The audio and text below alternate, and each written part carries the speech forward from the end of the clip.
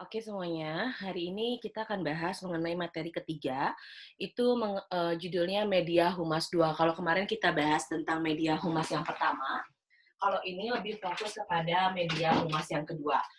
Nah, di media humas yang kedua ini ada beberapa hal yang akan kita bahas. Tunggu sebentar ya. Oke. Yang pertama yang akan kita bahas, sebetulnya bagaimana sih prinsip kerja si media humas ini. Prinsip kerja media humas ini sebetulnya dia menggunakan efek yang sangat besar bila digunakannya dengan tepat. Nah, kebanyakan humas-humas yang bukan di perusahaan multinasional atau nasional, biasanya pakem pekerjaan humasnya itu nggak sama. Jadi dalam artian kadang tidak sesuai dengan kaidah-kaidah mengenai kehumasan. Nah, kemudian di sini juga kita akan bahas, sebetulnya bagaimana sih prinsip kerja media humas yang baik. Yang pertama, itu adalah memahami dan melayani media setiap saat. Karena ini berhubungan dengan media, maka si humas ini harus bisa bagaimana caranya dia memahami dan melayani si media ini. Memahami dan melayani media ini lebih kepada, kalau menurut Chomsky ya, ini menurut Chomsky sendiri, dia mengatakan bahwa biasanya, kalau misalnya biasanya si media ini sama sekali tidak membawa pengaruh dalam kehidupan masyarakat.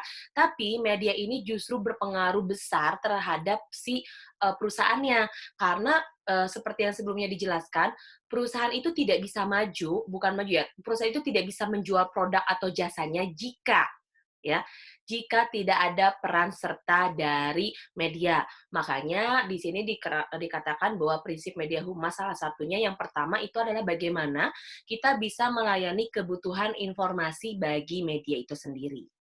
Yang kedua, itu adalah membangun reputasi sebagai organisasi yang dapat dipercaya. Karena kita akan bekerja sama dengan humas, bagaimana caranya sebetulnya kita bisa menyediakan dan memberikan materi-materi yang akurat dan kapan saja untuk humas. Makanya kalau misalnya yang sebelumnya pernah magang di gedung sate, itu justru ada wartawan yang memang sengaja ada di kantor humasnya. Kenapa? Biasanya di Pemda-Pemda atau di yang berhubungan dengan pemerintahan, dia memang selalu ada yang namanya wartawan khusus. Wartawan khusus ini adalah wartawan yang memang akan menginformasikan, memberitakan mengenai si organisasi atau si Pemdanya. Karena balik lagi, di sini dikatakan bahwa PR ini harus menyediakan materi yang akurat di mana saja dan kapan saja untuk si medianya. Next, yang ketiga, ini adalah menyediakan salinan informasi yang memadai dan akurat. Sebetulnya salinan informasi ini seperti apa sih? Salinan informasi ini adalah berupa foto-foto yang menarik serta jelas. Foto-foto yang menarik ini adalah foto-foto yang memang dibutuhkan untuk kebutuhan publikasi si media. Kebutuhan publikasi ini seperti apa? Misalnya untuk promosi, klarifikasi. Nah, maka diperlukan foto-foto yang menunjang tulisan-tulisan dari yang dibuat tulisan-tulisan yang dibuat oleh si humas itu sendiri. Yang keempat, bekerja sama dalam penyedia materi informasi. Nah, di sini karena kita akan bekerja sama dengan media, maka seorang VR ini dapat mempersiapkan sebuah acara khusus atau temu tokoh. Biasanya ini bisa disebut contohnya ya, contohnya itu seperti konferensi pers atau misalnya gathering, kita menyediakan sehingga memberikan ruang untuk media mengambil atau mencari berita dari perusahaan kita terkait tokoh-tokoh atau orang-orang penting yang ada di perusahaan kita sehingga nanti berita tentang perusahaan kita akan makin banyak dan bagus. Nah, selanjutnya yang kelima itu ada menyediakan fasilitas verifikasi. Seperti apa sih fasilitas verifikasi ini? Fasilitas verifikasi ini adalah praktik CPR perlu memberikan kesempatan para jurnalis untuk memverifikasi. Jadi jangan sampai jurnalis yang menjadi rekanan CPR ini justru hanya disodorkan berita-berita dan langsung diminta untuk menayangkan beritanya tanpa memberikan kesempatan untuk para jurnalis mengklarifikasi apa yang terjadi. Nah, biarkan, jurnalis bekerja sesuai dengan bidangnya. Jadi dia, biarkan aja mengklarifikasi berita yang, kalian bukan mengklarifikasi, tapi ini ya, lebih, tepatnya tuh kayak, mmm, melihat langsung kondisi-kondisi yang ada di organisasi. Misalnya ada terjadi isu, kandungan melamin, kandungan lilin dalam bungkus Indomie. Semua pengen tahu nih kira-kira benar nggak ada kandungan lilin dalam bungkus Indomie ini. Biarkan orang jurnalis itu mengkoreksi dan memverifikasi informasi yang ada di luaran sana. Sehingga ini juga baik sebetulnya untuk si perusahaan agar perusahaan, mendapatkan citra yang baik lagi. Jadi ketika diizinkan, maka si jurnalisnya juga akan mendapatkan informasi yang utuh untuk diberitakan nantinya. Yang keenam, membangun hubungan personal yang kokoh dengan media. Nah, di sini untuk membangun hubungan personal yang kokoh dengan media, itu lebih tepatnya adalah bagaimana caranya si humas ini bisa memiliki satu keterbukaan, saling menghormati satu sama lain. Jadi tidak beranggapan bahwa humas yang jauh lebih penting jabatannya, atau misalnya, jurnal atau wartawan yang jauh lebih penting, karena ya kalau nggak ada kita, nggak akan ada berita. Nah, tidak bisa seperti itu. Jika ada rasa egois seperti itu, maka otomatis, tidak akan terjadi yang namanya, apa ya, bukan kolaborasi, tapi tidak akan terjadi yang namanya, sinerginitas antara si, humas dengan, si wartawannya. Next, dari pemahaman di atas, maka dikatakan ada 6 prinsip yang harus dimiliki agar kegiatan berjalan lancar. Nah, bagaimana tentang si prinsip humas itu sendiri? Prinsip humas ini sepertinya lebih kepada bagaimana hubungan masyarakat dengan dasar fakta, bukan fiksi. Fakta itu adalah, apa ya, masyarakat itu jauh lebih suka ketika, jurnalis atau perusahaan memberikan informasi yang faktual. Faktual sesuai dengan data yang ada, bukan bukan, seolah-olah membuat narasi agar, masyarakat terpengaruh terhadap perusahaannya, produknya, atau penggiringan isu yang pada akhirnya ini pembodohan masyarakat. Itu yang tidak boleh sebetulnya untuk prinsip humas. Jadi humas itu benar-benar harus dalam posisi netral. Nah, selanjutnya, bagaimana hubungan masyarakat, suatu perihal sosial bukan perihal personal. Jadi gini, hubungan masyarakat adalah berbicara tentang bagaimana cara kita memberikan informasi yang akurat, memberikan produk yang baik terhadap masyarakat, karena masyarakat merupakan konsumen perusahaan kita. Nah, selanjutnya, humas ini wajib merealisasikan program usaha dalam mencari dukungan masyarakat terhadap kebijaksanaan dan program lembaga yang diwakili. Nah, ini seperti apa sih humas wajib merealisasikan program usahanya? Dalam artian, humas ini kan salah satu tugasnya adalah mempromosikan produk. Nah, bagaimana caranya ketika kita mempromosikan produk, kita katakanlah mempromosikan produknya itu sesuai, jadi tidak sesuai ini lebih seperti apa ya? Kayak programnya memang, memberikan benefit atau keuntungan kepada masyarakat, bukan hanya memberikan keuntungan bagi pihak si media atau pihak si humasnya itu sendiri. Dan juga, ini yang catatan paling penting adalah humas itu dilarang membohongi media massa, karena media massa merupakan perwakilan dari humas ya. Ingat, jadi jangan sampai dan ini juga yang jadi catatan, jangan sampai media membodohi masyarakat hanya untuk mengejar rating, itu yang paling bahaya sebetulnya. Di sini juga ada dikatakan bahwa, eee, sebagai, humas adalah jembatan antara stakeholder internal dan eksternal. Jadi bagaimana dia bisa menjadi komunikator yang baik, bagaimana juga bisa menjadi, landasan, informasi untuk, konsumennya, dan bagaimana bisa bekerja sama dengan orang yang ada di bidangnya. Nah, humas juga harus menjelaskan nih kira-kira masalah yang ada di perusahaan itu seperti apa.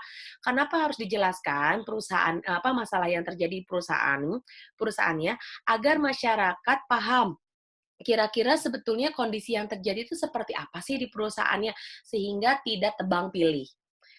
Next, ada disebut dengan proses media humas. Nanti kalau misalnya kurang paham boleh ditanyakan di kelas ya. Di sini proses media humas adalah kegiatan karena proses merupakan satu langkah penyempurnaan sebuah kegiatan. Kenapa merupakan satu penyempurnaan? Karena, sebelum, mengeksekusi satu program, sebelum mengeksekusi satu pemberitaan, maka humas dan media harus sama-sama bekerja sama memproses informasi yang akurat, yang efisien, supaya masyarakat tidak memiliki makna berbeda, tapi makna dan pemahaman itu sama dengan apa yang kita maksud, gitu. Nah, bagaimana dengan proses media dengan hubungan masyarakat? Yang pertama, yaitu perencanaan pada dasarnya merupakan usaha untuk mewujudkan sesuatu agar terjadi atau tidak terjadi pada masa yang, akan datang. Nah, bagaimana masa yang akan datang? Masa yang akan datang ini adalah lebih kepada, pemenuhan SDM, kemudian keuangan, dan lain sebagainya. Kemudian, juga harus membangun, tujuannya sendiri adalah untuk membangun image yang baik, reputasi yang baik dan positif, mengklarifikasi opini negatif yang kurang benar misalnya. Jadi benar-benar kita, bikin konferensi pers itu sesuai dengan, informasi-informasi yang terkumpul, atau data-data yang, benar-benar akurat. Nah, selain itu juga bagaimana sebetulnya cara kita mengalihkan perhatian, masyarakat terhadap perhatian publik dan perhatian isu negatif. Kalau misalnya di iklan korporat itu ada yang namanya iklan sokongan pembelaan. Iklan sokongan pembelaan adalah membela atau memperbaiki isu-isu atau informasi-informasi yang salah di luar sana dengan bentuk iklan, seperti itu. Dan bagaimana juga cara kita menjaga, publisitas atau, rencana-rencana yang sudah ada di humas sehingga publisitas kita tetap dalam, posisi yang positif. Nah, yang kedua ada implementasi. Bagaimana sih caranya implementasi ini? Cara yang paling efektif adalah dengan menggunakan, penyelesaian tujuan yang baik. Penyelesaian tujuan yang baik adalah kita mengenal yang namanya manajemen resiko. Mungkin sih di Unikom tidak dipelajari manajemen resiko, tapi kalau misalnya Ibu dulu kuliah, waktu S2 itu dipelajari yang namanya manajemen resiko. Di Unpad itu juga sudah dipelajari manajemen resiko, di Telkom dipelajari manajemen resiko. Manajemen resiko ini untuk apa? Manajemen resiko adalah untuk meminimalisir yang namanya, kegagalan lagi. Jadi, implementasi ini adalah bagaimana cara kita mengimplementasikan strategi-strategi atau rencana-rencana kita dengan meminimalisir yang namanya, tingkat kesalahan, seperti itu. Itu yang disebut dengan implementasi. 3, ada yang disebut dengan evaluasi. Evaluasi ini seperti apa sih? Evaluasi adalah merupakan tolak ukur untuk mengetahui atau tercapainya sebuah kegiatan. Jadi setiap kegiatan itu selain ada rencana, proses, kemudian harus ada evaluasi. Kenapa perlu dievaluasi? Agar lebih tahu kira-kira nanti ke depannya akan seperti apa, begitu. Apakah, bagus hasilnya atau justru, tidak bagus? Kalau tidak bagus bagaimana cara meningkatkannya, kalau bagus bagaimana cara mempertahankannya? Menurut Linneman, dalam buku Linggar Anggoro ada 4 komponen penting. Yang pertama, bagaimana menetapkan sasarannya, bagaimana mengukur keluaran atau output komunikasinya supaya, masyarakat tidak salah paham dengan apa yang kita sampaikan, sasarannya juga jelas, kira-kira informasinya untuk masyarakat kalangan mana, jadi jangan sampai salah paham. Terus selain itu juga bagaimana mengukur hasil dan dampak komunikasinya. Jangan sampai ketika kita mengukur hasil dan dampak komunikasi malah memberikan informasi yang negatif. Selain itu juga dampak terhadap perusahaannya. Apakah dengan kita menginformasikan ini akan menjadi dampak yang positif untuk perusahaan atau justru menjadi dampak negatif untuk perusahaan? Next, ada opini publik. Opini publik ini apa? Opini publik adalah di sini katakan pengumpulan citra yang diciptakan oleh proses komunikasi. Karena kita yang akan mengolah informasi, bagaimana kita bisa mengumpulkan informasi menjadi citra yang positif untuk si perusahaan. Karena tugas PR sendiri adalah menggiring penafsiran yang berbeda untuk menjadi penafsiran yang sama. Jika ada informasi-informasi yang tidak sama di luar sana, bagaimana caranya kita menyamakan persepsi dengan apa yang dipikirkan oleh masyarakat di luar sana terkait produk kita atau terkait perusahaan kita. Jadi kalau ada info-info hoax tuh gimana caranya kita ngelurusin supaya informasinya itu nggak jadi hoax lagi. Seperti sebenarnya itu sih tugas PR itu yang paling penting adalah menggiring penafsiran itu. Next, kemudian Astrid di sini mengatakan bahwa sebetulnya dalam opini publiknya ada beberapa nih. Yang pertama ada isunya. Jadi dalam pengirian opini itu harus ada isunya dulu. Kemudian setelah isunya itu disebut sebenarnya isunya ini apa nih? Didefinisikan dulu. Apakah ini menimbulkan konflik atau justru tidak kontroversi tadi tapi tidak menimbulkan konflik. Ada yang menimbulkan konflik tapi tidak kontroversi misalnya. Tapi sorry, kalau misalnya menimbulkan konflik itu pasti kontroversi. Terus bagaimana tentang ciri publiknya? Wah, misalnya masyarakat atau pengguna kita, konsumen kita rata-rata anarkis. Nggak bisa nih kalau misalnya sistemnya seperti ini. Kita harus tahu dulu gimana cara menyelesaikannya, berkomunikasinya seperti apa. Karena balik lagi, dalam penggiringan opini publik yang akan muncul adalah pilihan-pilihan yang sulit. Karena balik lagi, kira-kira ini akan mempengaruhi jumlah penjualan perusahaan kita atau tidak. Bagaimana pernyataan opininya juga. Nah, faktor opini publik salah satunya juga ini adalah pernyataan opini atau expression of opini. Expression of opini ini adalah lebih kepada bagaimana cara kita menyampaikan informasi, baik itu lirikan mata, kedipan, tarikan napas, itu juga penting. Karena di surat media ya, karena di surat media pasti akan dilihat sama medianya. Next, ada yang disebut dengan citra. Nah, citra di sini mengatakan menurut Renat Kasali adalah kesan yang timbul karena pemahaman akan satu kenyataan. Pemahaman itu sendiri timbul karena ada informasi. Jadi sebetulnya citra ini kesan pertama yang akan kita lihat dari satu pemahaman atau kenyataan yang memang terlihat oleh panca indera kita. Seperti itu. Apakah informasinya akurat atau tidak. Beda dengan Jameskin. Kalau Jameskin ini lebih kepada baik citra itu tuh merujuk kepada yang namanya kebijakan personal, kemudian produk, jasa atau organisasi. Jadi lebih kepada ruang lingkup yang itu. Kalau Renat Kasali terhadap apa yang menjadi pengalaman kita dan pemahaman kita, kalau Jameskin itu jauh lebih kepada yang menjadi produk, jasa, atau satu organisasi yang kita miliki. Nah, di sini juga dikatakan pada sebuah organisasi yang baru dikenal, ini dapat dilakukan dengan berbagai macam cara untuk membentuk citra. Salah satunya misalnya dengan brosur, news release, iklan di surat kabar, radio, televisi. Nah, ini gunanya adalah untuk membentuk atau membangun citra perusahaannya atau produk baru. Karena ya balik lagi, si PR ini atau si humas ini tugasnya memang untuk membangun, menjalin, dan menjaga serta mempertahankan citra yang baik untuk organisasinya agar kita mendapatkan trust atau kepercayaan dari masyarakat tersebut. Nah, citra baik ini bukan hanya sekedar nama baik ya, tapi bagaimana cara kita memberikan produk, pengalaman, kredibilitas, kapabilitas, kemudian kita berhasil atau tidak menjalankan program-program kita. Nah, itu disebut dengan citra PR yang baik. Next, selanjutnya itu ada PR ini juga merupakan PR juga harus aktif dalam mempublikasikan profil perusahaannya. Profil perusahaan itu ditandai dengan yang namanya apa sih? Aduh, ibu lupa. Company profile. Jadi company profile itu akan merupakan salah satu jenis pembentukan citra dari perusahaan.